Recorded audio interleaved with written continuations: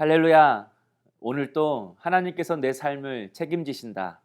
내 삶을 인도하신다. 라는 그 믿음으로 매 순간순간 찬송과 기도와 감사를 선택하시는 우리 성도님 되시길 소망하면서 6월 21일 월요일 하루 30분 예배를 하나님께 드리겠습니다.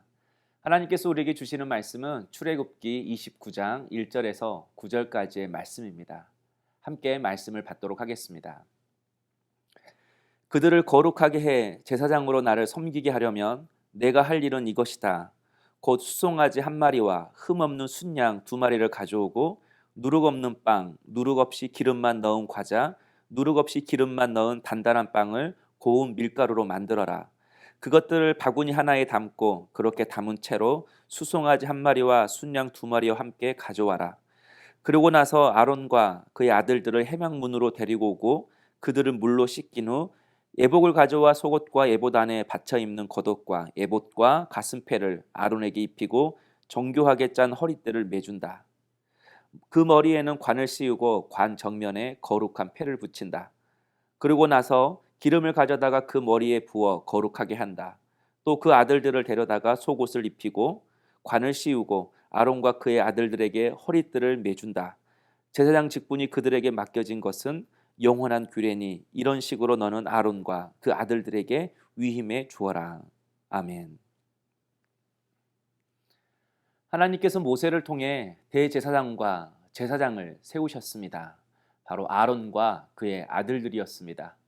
하나님은 먼저 그들에게 거룩한 제사장의 옷을 지어서 입혀주라고 했습니다. 그러나 그 옷을 입기 전에 반드시 치루어야 할 절차가 있었습니다.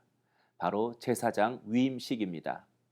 이 제사장 위임식을 통해서 제사장의 역할이 무엇인지, 그리고 제사장에게 있어서 가장 중요한 것이 무엇인지를 깨닫게 하시려는 것입니다. 먼저 하나님은 제물을 준비하라고 하셨습니다. 1절에 보면 수송아지와 흠없는 순양 둘을 준비하라고 하십니다. 여기서 수송아지는 속죄제에 쓰일 제물이고요. 순양은 번제에 쓰이는 예물입니다. 한마디로 속죄제와 번제에 쓰이는 제물들이라는 것입니다. 먼저 속죄제를 하나님께 드리라는 것은 제사장이라 할지라도 하나님 앞에서는 죄인임을 기억해야 한다라는 것입니다. 그래서 하나님은 제사장으로 세울 때 이 속죄제를 반드시 드리게 했습니다. 뿐만 아니라 4절에 보면 제사장의 옷을 입히기 전에 물로 아론과 그의 아들들을 씻기라고 모세에게 명하셨습니다. 다시 한번 제사장도 죄 씻음을 받아야 할 연약한 죄인임을 다시 한번 상기시켜 주는 것입니다. 그러므로 어느 누구보다도 제사장은 겸손해야 합니다. 어느 누구보다도 제사장은 하나님의 은혜로만 살아야 합니다. 오늘 또 주어진 자리에서 겸손히 그리고 매사 하나님의 은혜를 구하는 마음으로 맡은 일들을 잘 감당할 수 있는 우리 성도님 되시기를 소망합니다. 두 번째로 순양을 준비하라는 것은 바로 번제의 제사를 드리라는 말씀입니다. 번제는 제물을 모두 불태워 하나님께 드리는 제사입니다. 그래서 이 번제에는 헌신의 의미가 있습니다. 한마디로 제사장은 하나님과 백성을 위해 헌신해야 하는 사람이라는 겁니다. 그런데 이렇게 매일매일 하나님과 백성을 위해 헌신하는 이 삶이 쉽지 않습니다. 때론 지칠 때가 있고 포기하고 싶을 때도 있습니다. 그래서 7절에 보면 이 제사를 드리고 나서 아론의 머리에 기름을 부어 거룩하게 하라고 말씀하십니다. 머리에 기름을 부은다라는 것은 단지 제사장을 세우는 예식만을 의미하지 않습니다. 하나님이 주신 직분과 사명에는 하나님의 기름 부으심이 필요하다는 것입니다. 다시 말해서 하나님의 능력과 지혜가 충만하게 임해야 한다는 것입니다. 성령의 능력이 아닌 사람의 능력이나 사람의 옥이나 열심, 다짐으로는 오래가지 못합니다. 금세 탈진합니다. 말이 사람을 바꾸는 것이 아니라 능력이 사람을 바꾸는 것입니다. 그래서 하나님 나라는 말에 있지 않고 능력에 있다고 말씀하시는 것입니다. 그러므로 성령의 기름 부심이 반드시 있어야 하고 반드시 그 경험을 제사장이 된 저와 여러분이 하셔야 합니다. 그런 의미에서 제사장은 하루하루 하나님의 은혜 없이, 하나님의 능력 없이, 하나님의 지혜 없이는 살아갈 수 없는 존재임을 기억해야 합니다. 한 주간을 시작하는 월요일 이 아침에 우리 모두에게 이 하나님의 능력, 성령의 기름 부심이 임하는 복된 시간이 되기를 소망합니다. 마지막으로 한 군데 더 보면 2절에 단단한 빵을 고운 밀가루로 만들라고 하셨습니다. 이것은 소재를 말하고 있습니다. 소재는 단단한 빵을 고운 가루로 만들듯이 우리도 고운 가루가 되어야 한다는 것입니다. 다시 말해서 내가 죽어야 하는 것이죠. 내가 죽지 않고서는 열매를 맺지 못합니다. 할 것 다 하고 부릴 것 다 부리고 누릴 것 다 누려서는 주의 일을 할 수가 없습니다. 그래서 하나님은 때론 우리를 고운 가루 만들기 위해서 빻는 과정을 허락하실 때가 있습니다. 때론 우리도 맷돌과 같은 고난을 통과하게 하시는 겁니다. 그래서 우리를 고운 가루처럼 더욱 겸손하게, 더욱 부드러운 인격의 소유자로 우리를 빚으시고 만드시는 것입니다. 저는 우리 모든 성도님들이 고운 가루가 되었으면 좋겠습니다. 항상 예수님의 성품과 예수님의 인격과 예수님의 그 인자한 얼굴로 하루하루 내 삶의 현장 속에서 주님의 향기를 드러내시는 우리 성도님 될 수 있기를 주님의 이름으로 축복합니다. 기도하겠습니다. 사랑의 주님, 오늘 나도 하나님의 은혜로 왕 같은 제사장임을 깨닫고 성령의 능력과 지혜를 의지하며 주어진 삶의 현장 속에서 주님의 향기를 드러내는 저희들 되게 하여 주시옵소서. 언제나 말이 아닌 하나님의 능력으로 사람과 환경을 변화시켜 나가고 고운 가루처럼 예수님의 인격과 성품을 닮아가는 거룩한 주의 종들이 되게 하여 주옵소서. 예수님의 이름으로 기도하옵나이다. 아멘. 오늘의 추천 찬양은 어제 주일에 함께 불렀던 선한 능력으로 라는 찬양입니다. 오늘도 주님의 선한 능력으로 항상 힘내시는 우리 성도님 되시기를 축복합니다. 그 선한 힘에 고요히 감사여 그 놀라운 평화를 누리며 나 그대들과 함께 걸어가네 나 그대들과 아내를 여네 지나가 넘을 어둠의 날들이 무겁게 내 영혼 짓눌러도 오 주여 우릴 외면치 마시고 약속의 구원을 이루소서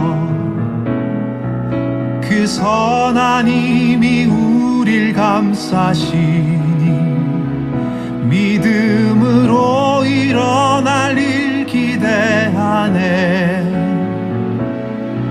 주 언제나 우리와 함께 계셔 하루 또 하루가 늘 새로워 주께서 밝히신 작은 촛불이 어둠을 헤치고 타오르네 그 빛에 우리 모두 하나 되어 온 누리에 비추게 하소서 그 선한 힘이 우릴 감싸시니 믿음으로 일어날 일 기대하네 주 언제나 우리와 함께 계셔 하루 또 하루가 늘 새로워 이 고요함이 깊이 번져갈 때 저 가슴 벅찬 노래 들리네 다시 하나가 되게 이끄소서 당신의 빛이 빛나는 이 밤 선한 힘이 우릴 감싸시니 믿음으로 일어나릴 기대하네. 주 언제나 우리와 함께 계셔 하루 또 하루가 늘 새로워.